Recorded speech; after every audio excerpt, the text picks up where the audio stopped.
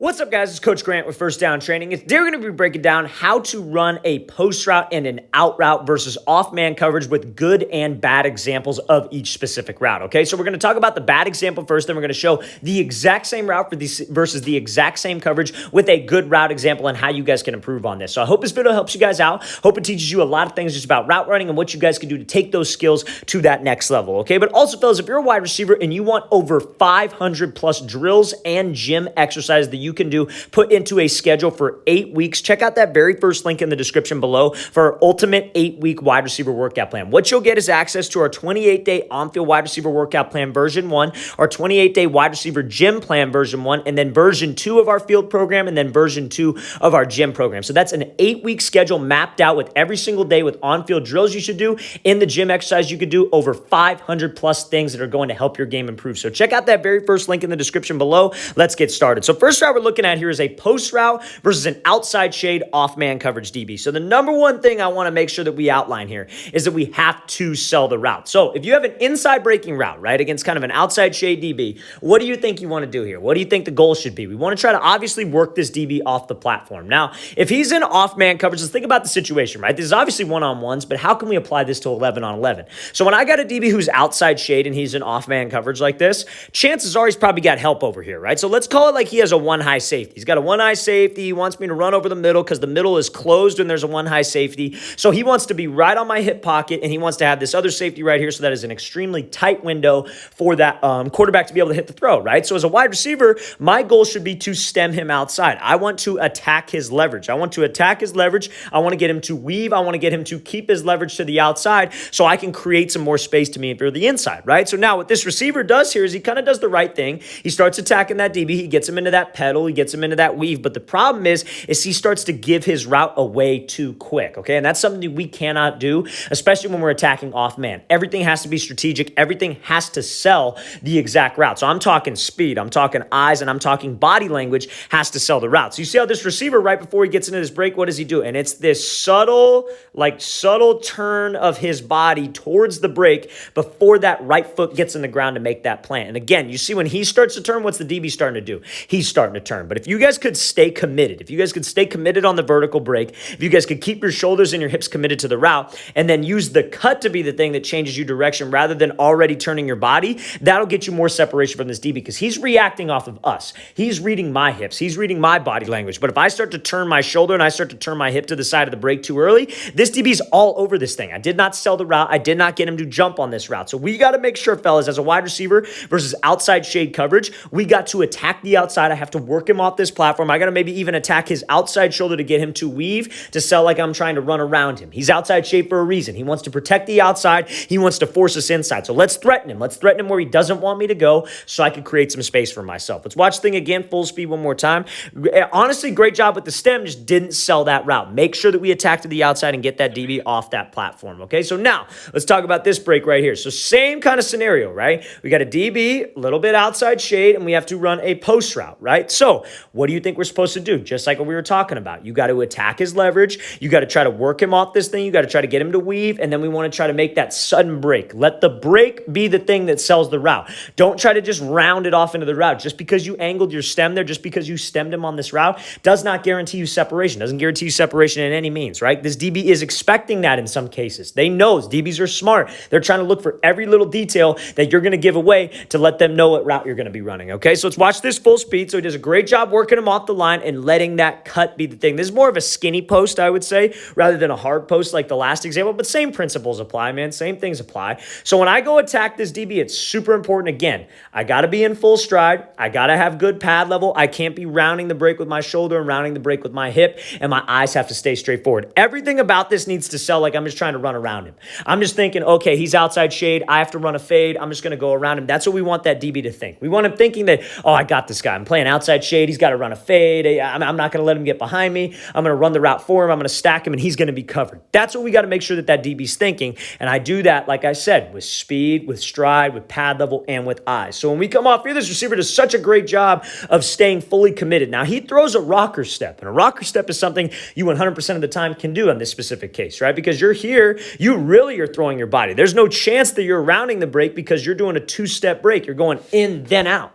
And when you go in, then out, and you sell with that upper half, and that upper half is showing like you're breaking to the inside, you could just put the brakes on that single step. There's nothing about this route that makes that DB think that you're running a post right here. Nothing about it, because your body is over there, your cut is over there. Everything to this is saying that you're going to the outside. You're selling that out route off of that single cut. You're trying to make that DB think fade, think an outside breaking route, and everything about this is saying that. So this is the perfect example of how to run that post route versus off man outside shade coverage, and you see the amount of separation he's able to get downfield on that skinny. Let's watch the thing again, full speed one more time. Great job attacking that leverage. Great job selling to the outside and not giving the route away with an indicator from his pad level. Let's watch it again, full speed. Great job with that rocker step. Great job getting that DB to sit and bite to that outside fake. Okay, so now let's talk about this route now. So this is an out route versus outside shade, right? So this is a perfect example of how not to sell vertical, right? So again, we have an outside shade DB a little bit. I got to run a 10-yard out, right? So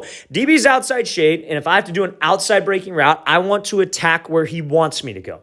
If he's outside shade and you have an inside breaking route, you want to attack where he doesn't want you to go. If he's outside shade and you have an outside breaking route, you want to attack where he does want you to go, okay? So I hope that makes sense, and you're going to get what I'm saying here in a second. So again, DB's outside shade for a reason. He wants to force you here. He's probably got safety help, probably got a single high safety. He wants you to run that seam. He wants you to run that post route, that bender, whatever it is. He wants you to do that. He just does not want to give up this. This is where he cannot give up. That's his responsibility. So you want to split the defender in half. You want to attack that inside shoulder as hard as you can to force that hip turn from the DB. Now, DBs are taught, stay disciplined. Do not commit. Do not open the gate too soon. So if I don't make him open the gate, if I don't have that mindset of I'm going to make him think I'm going to run right by him, I'm not going to get any space against a disciplined DB. This is a very disciplined DB who we're watching here. And if I don't have that mindset that I'm going to make him move, dude, I lost. You know what I mean? You lost the rep. We're not going to be able to win like that. So when he comes off here, he does a great job with the stem. Great job stemming to the inside. He just starts slowing down. About 5 yards before the break, you see how those steps get super choppy.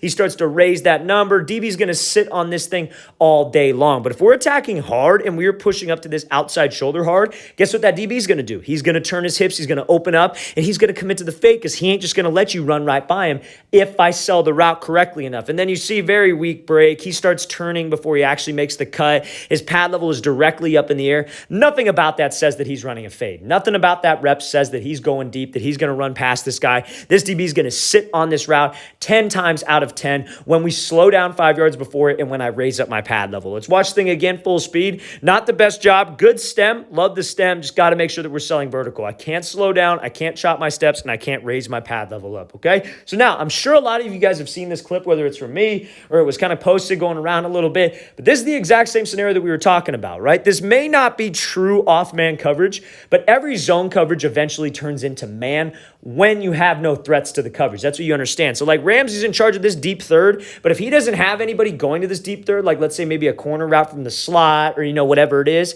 he's going to be playing man on Brown. That's just plain and simple how it is, right? So it's the same principles. It may be zone, but it's the same exact principles of what we were talking about. So we got to run this 10-yard out. Where do I need to be attacking?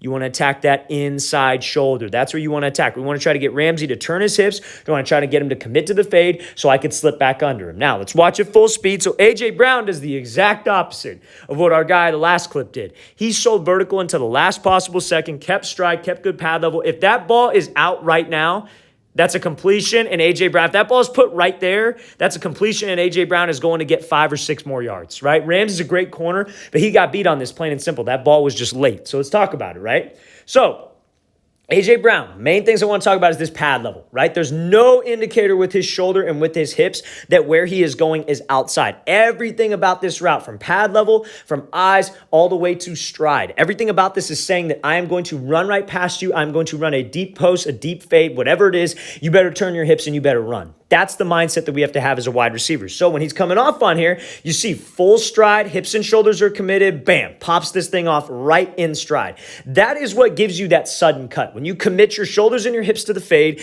you don't start to slow down. Everybody loves to talk about how can I get more explosive cuts? How can I make better cuts? Commit to the break, commit to the fade, commit with your shoulders and your hips to that deep ball, pop this thing off on a split second so we could drive and we could actually burst out of this. And you see what we got Ramsey to do. Ramsey's one of the most disciplined guys in the league. We got him to turn his hips and we got him off balance simply because I had good pad level, good speed, stayed in stride, my eyes stayed vertical, didn't have an indicator, fellas. And this is why it's so important to work on those ankle stability drills knee stability drills, work on those cutting drills so you guys can make this cut 15, 20 yards downfield. I can't stand it when receiver coaches will set up like 84 cones and they'll have guys doing all these quick cutting drills where they're not actually running. You guys should be training situations that you're going to actually have to work in a game. When are you going to make a 2-yard cut? You're never going to make a 2-yard cut. That's easy. That's not even hard. You're going to make a 15-yard cut, a 10-yard cut downfield. So you want to train for that specific situation so you can be efficient in these situations and get separation. A lot of people understand the concepts. They just don't have the physical ability to do it because they haven't been corrected on it. They haven't been coached correctly on it,